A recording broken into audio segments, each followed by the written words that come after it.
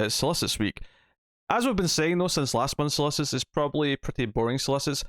However, I have not looked at them at all. So if there's any surprises, then there's one or two things of note. I had a skim through them the other day.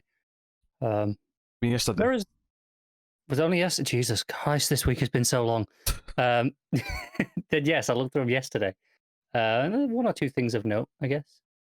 Yeah, because I'm just kind of expecting issue 2s or in some cases issue 3s and 4s of things that they announced last time, but we'll see. A couple of little news tidbits to go on to the back of that as well. So without further ado, I think we'll just dive straight into the Solicits this week. Get going through them. And for some reason, just like last month, they're all split into various families of books for whatever reason. We'll start off with the Batman family of books. We'll get going with this. So, Future State, the next Batman, issue 3. Yep. As we'd expect. Same with issue 4. Not really much to say. It is kind of what we expected in that these stories, there's the main story that's in all 4 issues, but then the 2 backups, issue 1 and 3 has parts 1 and 2 of those. Issue 3 and 4, or issue 2 and 4 has parts 1 and 2 of the other couple. Yeah, that's pretty much sense. Just a direct continuation of what we had last month for those issues. So honestly, this may be a relatively boring Solicits talk. This might just be me listing the books again, but there's a few little things here or there sprinkled throughout. Well, Future State, Batman Superman issue 2. That's the Jean Lane Yang book. We have Future State Catwoman issue. Look, I'm just, for reference, everything from this point forward, unless I say otherwise, has the word Future State at the start of the title. I'd say not even until you say otherwise, because there is a section at the end that sure, is the yes. Future State stuff. When we get out of the Future State stuff, sure, obviously it changes, but until I say otherwise, yes, everything has Future State at the start of the title. So Catwoman issue 2, that's Ram V on that. We got Future State Dark Detective issue 3 and issue 4.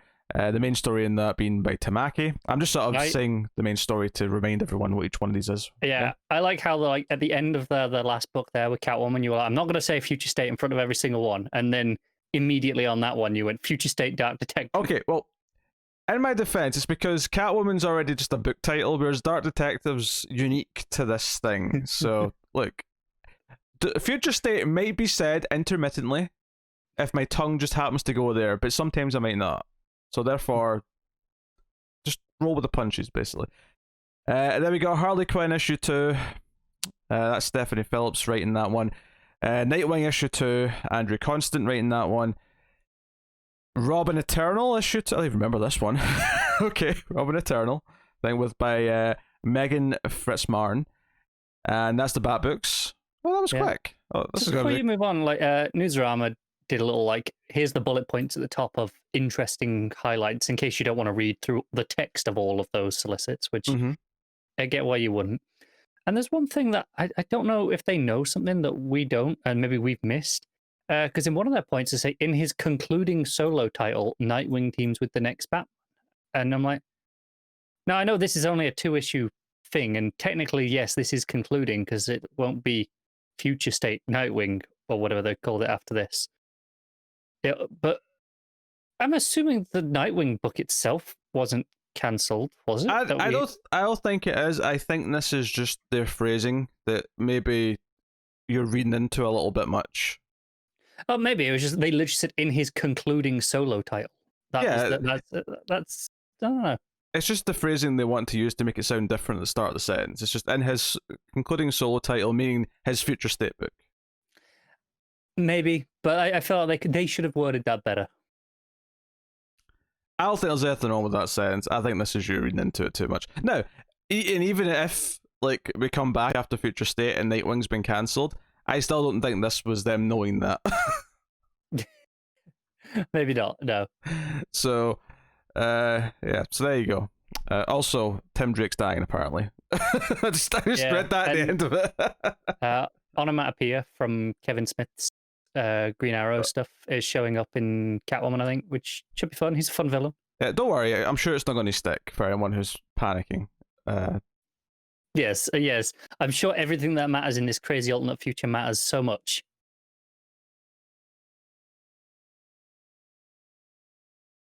See, Newsarama's setting structure is better than yours. You used everything that matters in this future matters so much. That's pure English. All right. Moving on to the Superman. I said everything that happens in this future. I'm sure you said matters. No instant replays. We don't do rewinds to find out who was right here. We just assume I'm right and move on. But I'm sure you said matters. The comments will prove me right, I'm sure. All right, so Superman books. We got Superman House of L issue... Wait, 1? Yeah, this is a new one, and it's Old Man Superman. Oh, so that's just a one-shot, I assume, then. Yeah. Yeah, this is oversized, $6 for 8 pages. Yeah, fair enough. This is Philip Kennedy Johnson writing with Scott Goodluskate on the art. Yeah, and it's set centuries in the future. Okay. Interesting. We got Immortal Wonder Woman issue 2.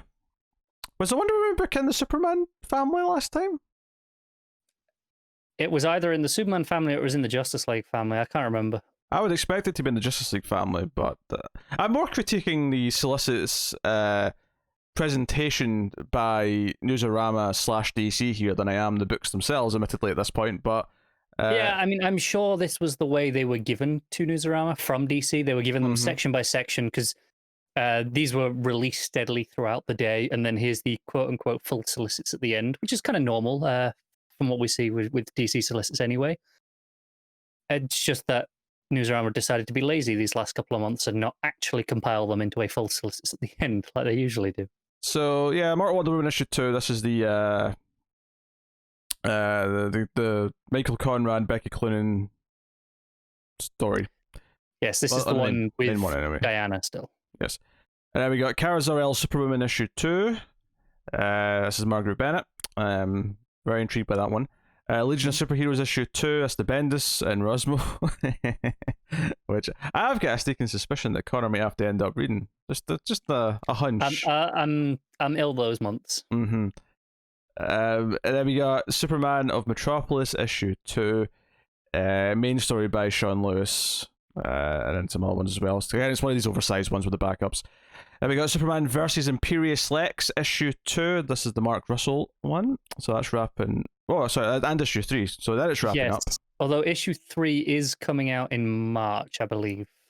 Yes. The end of March, in fact. So that's interesting. There's 1 or 2 books that are going to sprinkle into March. Yeah, I could be wrong. I believe this is the only one that we know of. But yeah, it is interesting that it's just this weird holdover book. I wonder if it's just they couldn't get them done in time, so the third one just has to be later. They just have to deal with it. That might be the reason, or there could be a story reason. Maybe it'll tie into something that's going to happen in one of the main books. You know, some sort of multiversal shenanigans or something. And then we got Superman Worlds of War issue 2. That's the Philip Kennedy Johnson main story. Superman War World, all that stuff. Then we got Superman Wonder Woman issue 2. That's the Dan Waters written book. We got Wonder Woman issue 2. This is the new Wonder Woman, of course. This is the J.L. Jones one. And that wraps up the Superman family. I guess because Superman Wonder Woman exists, they wanted to put the Wonder Woman books with Superman. I guess once you have to include that one in the Superman family, you might as well throw the other one in. There's the Justice League hanging a little bit, but... Yeah, but they've got like Green Lanterns and Flashes and whatever else that it's got. Well, Aquaman to begin with. Aquaman issue 2. Well, Brandon Thomas writing. Then Flash issue 2. Brandon Vietti writing. Then Green Lantern issue 2, which is Jeffrey Thorne, the main story. That's the anthology treatment now. And then Justice League issue 2. Joshua Williamson on the main story. Again, backups like the previous month. And I am going through these quickly. The reason why I'm going through these quickly, again, just in case anyone's wondering why I'm speeding through these without mentioning artists, is because it's all the same teams from the last month. It's just the same thing again. It's not that interesting. No. Shazam issue 2. This is the Tim Sheridan written story.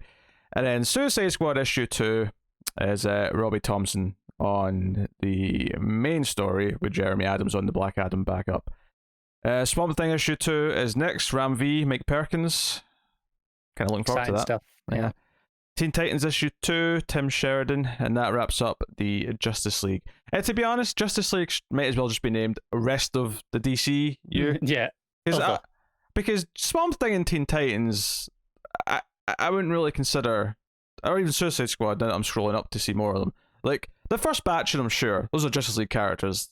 the last half of them, they're just other DC characters. I mean, Teen Titans, you can maybe make an argument that they're in place of Young Justice. They're the younger Justice League right now. And I'm like, okay, sure, I could maybe buy that argument. The others are definitely a stretch. Although I guess Swamp Thing is on Justice League Dark. So, I mean, who knows? This is a stretch. But then we get to the non-future state stuff. So we're into just whatever else happens to be coming out. Black Label stuff, a couple other random things. So let's work through these. Arguably, maybe the most interesting stuff this solicits, just because it's not the predictable to the same extent as the future state wrap-ups. So first up, we have one of these big 80-page one-shots. I mean, it is February. They'll have to do a Valentine's, love-themed special anthology. So this is no different this year. We got DC Love is a Battlefield issue 1, with stories by Cavan Scott, Andrew Wheeler, Crystal Fraser, and Regine Sawyer. And I have to admit, I don't think I know any of those writers. I know Cavan Scott. Pretty sure I do anyway, if it's who I'm thinking of.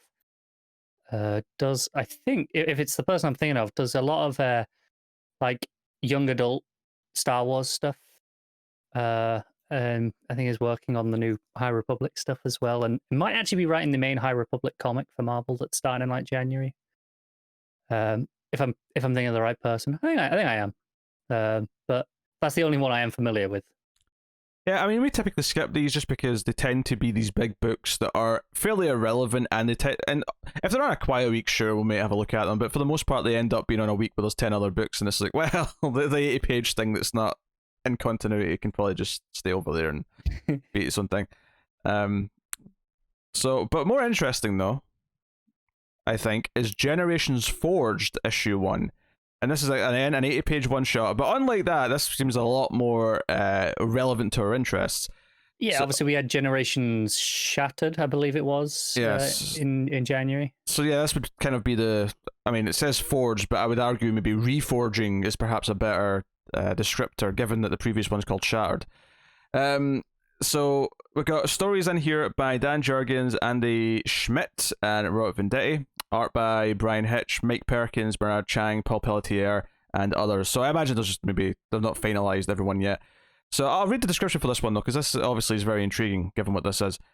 Dispersed through time by the villain Dominus, a ragtag team of generational heroes featuring 1939 Batman, Commandy, Superboy, Steel, Starfire, Sinestro, Booster Gold, and Dr. Light must find a way to restore the timeline.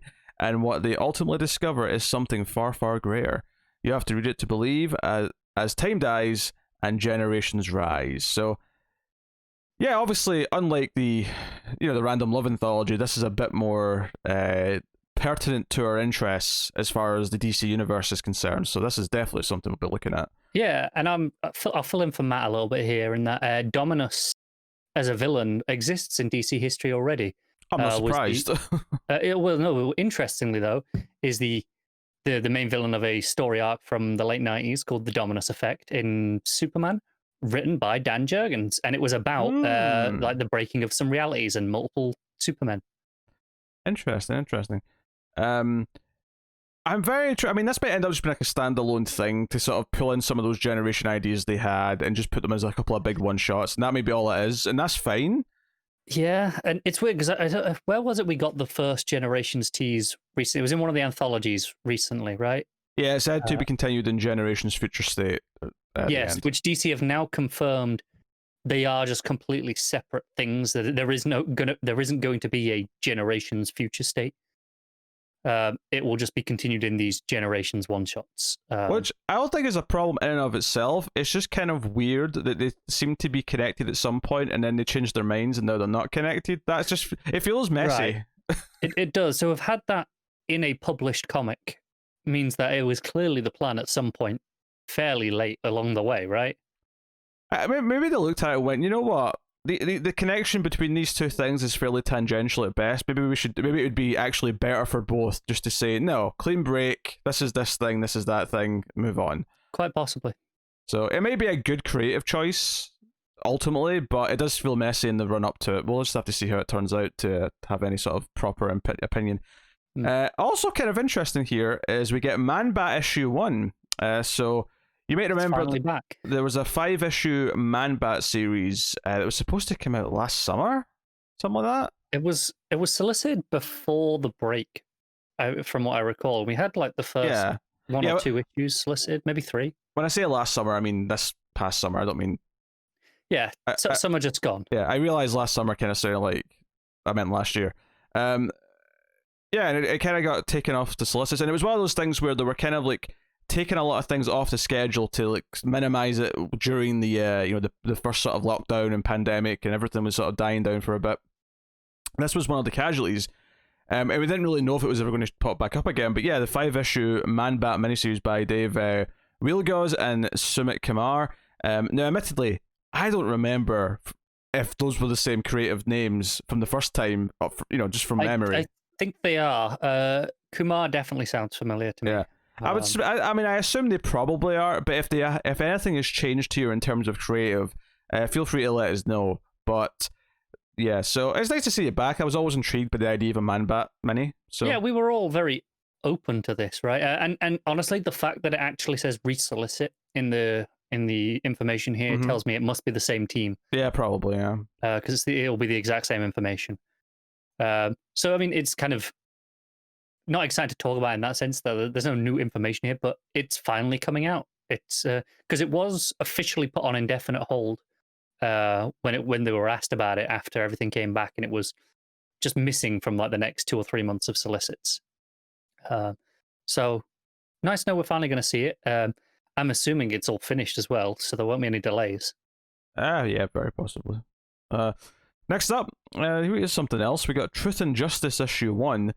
This is a digital first book, but it is a 40-page $5 digital first book. That's interesting. I'm assuming, I could be wrong here, I'm assuming this is just the collection of the 4 or 5 chapters, whatever it's going to be digitally. Yeah, you may be right here. This is Jeffrey Thorne writing with art by Chris Cross and Jordi Tarragona, and it's a Vixen story. So, a Vixen team up, I believe.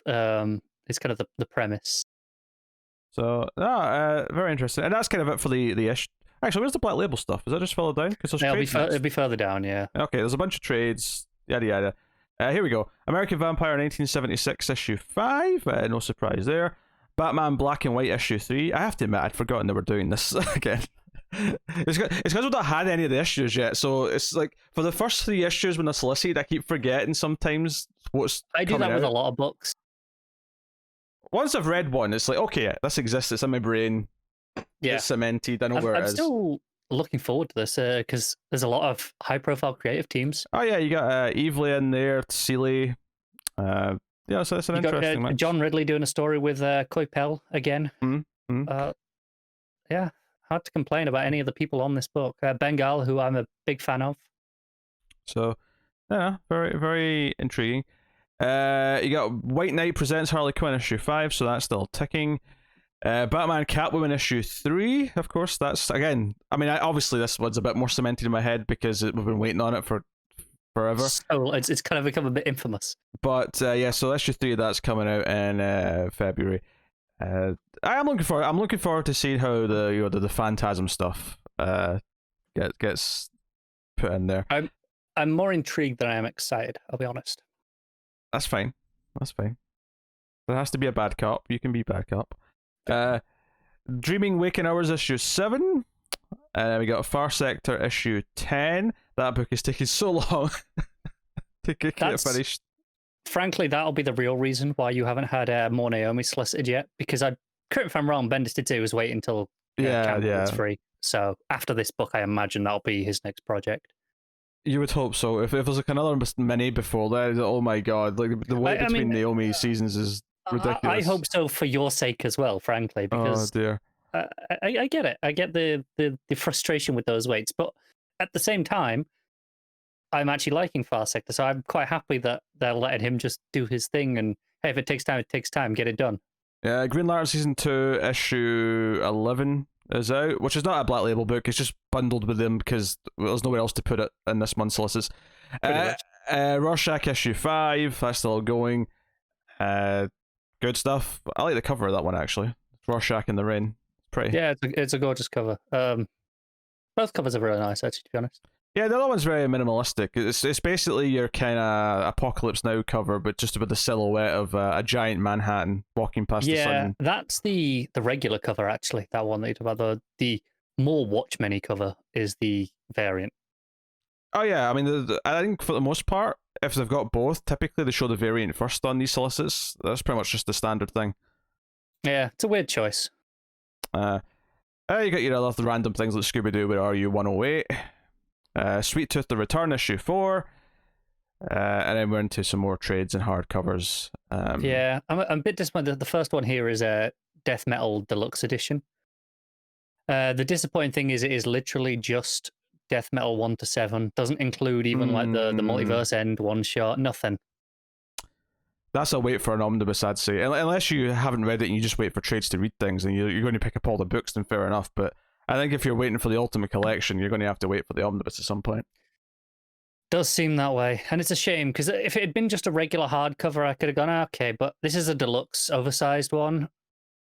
Now, I've not been paying attention to the regular trades in a while, so I could be wrong here, but Batgirl Volume 8, the Joker War hardcover, which is 45 to 50, which, to be honest, is kind of a weird collection, because I don't know if even all of that was Joker War related, other than the last couple, but it's a hardcover. For some reason, I didn't think that was releasing in hardcover first, but I could be completely wrong there. Maybe they've all been released in hardcover first, but... It wasn't at the start of Rebirth, I can tell you that, because I picked up a couple in paperback.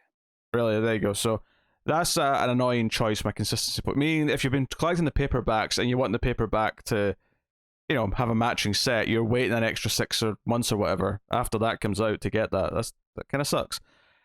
I guess it's all the Joker War books. Yeah, they're all hardcovers. Nightwings is a hardcover. Detective Comics is a hardcover. That's shitty. Yeah, I mean, Detective Comics is probably hardcover anyway, let's be honest. But Nightwing... Actually, no, I don't. No, now that I'm thinking about it, all the Rebirth books were all paperback first. The only exceptions were when they did like a crossover. So I think like Justice League vs Suicide Squad was hardcover, but everything was paperback first, and then the deluxe hardcovers like a year later. Yeah, I've got some of the deluxe hardcovers. I kind of waited on those because I tend to not buy a lot of paperbacks anymore. I think like Bendis' Superman changed it, and that was hardcover first. But I don't know if anything else changed along the way. But it was definitely all paperback first. I guess I don't mind it as much if it changed when it was okay. A new team's taking over, so we're switching to hardcover first. It's a little bit frustrating if you don't care and you just want to keep collecting. Don't get me wrong, that is frustrating. But at least there's a reason, and a lot of the times they actually renumber those anyway. I'm surprised they didn't with Batgirl, to be honest. But it's because all the runs were too short after the first one. None of them lasted long enough to feel like, we can actually renumber this as a new series kind of thing. That's true. Because ultimately they all ended up being about 2 trades worth each, which is a shame. I think the first one was only about 3. Something like 18 issues, wasn't it? Yeah, something like that. It was, it went up to like 25, I think. Because I think the new writer took over at 25, if I remember right. Oh, maybe then. Maybe I'm misremembering. So maybe 24, maybe they stopped. Maybe Hope Larson stopped an issue before. Yeah. Which would typically be 4 trades, unless they had like a weird, issue count in some of them. But yeah, that's basically it. There's a Flashpoint omnibus coming if anyone wants to get the whole shebang of that. Is it really the whole shebang? Yeah, I haven't looked at that one. I mean, it looks like it's all the minis just from glancing at it. I haven't read through it to double check from a list, but I'm just scanning them. The Deceased trade, because obviously I think they must have come out in hardcover, but the paperback, it does include the Good Day to Die one shot as well, which I appreciate because that's good. I mean, there's nowhere else to collect it, but at the same time, it feels like it's less essential, right? What's interesting is that Flashpoint omnibus is another one of their 1,500 page books, and it's just a little bit too thick. And I get that it's annoying having to either put 2 smaller books in a slipcase or release it as 2 parts, which is especially in an event like that where it doesn't really feel like it's the natural splitting point for the 2 of them. Where do you split that? And then you've got people kind of going like, I want to read the whole story in one thing, and you got to wait a year for the next volume. Yeah, what they really should do is do the Dark Tower thing that Marvel did, where they just put 2 reasonably sized omnibuses in a slipcover and sell it as a thing. And DC have done slipcover books before like that. Yeah, that's really what they should do. Because I had 1 or 2. I think it was Johnsy's Teen Titans one that I never get around to reading before I sold my physical books off. But like it was like it was unbelievably wieldy. I loved an omnibus, but some of them were just a little bit too thick. Okay, that's pretty much the solicits. Yeah, there's some more trades and stuff, but I don't think there's anything really else of interest. I'm just scanning just to see if anything jumps out, but I don't think so. Nah. No, I think we're good. Who's Who Omnibus Volume 1? I don't even know what that is supposed to be. Or do I? It's 1,300 pages. The series fans demanded is collected at last. The definitive directory of the DC Universe Volume 1. I mean, it's not the actual cover of the omnibus, but I assume this is a cover from the original run. It looks like a nice contents page, doesn't it? Yeah, I'm assuming this is some kind of like each character gets a page with some backstory. It's more of an encyclopedia than it is a traditional comic book. Right, that's a lot of pages though for something like that. So it is, because that was 26 issues, and then it's got material from a whole bunch of other bits and pieces as well. Is this just a 1,300 page Secret Files?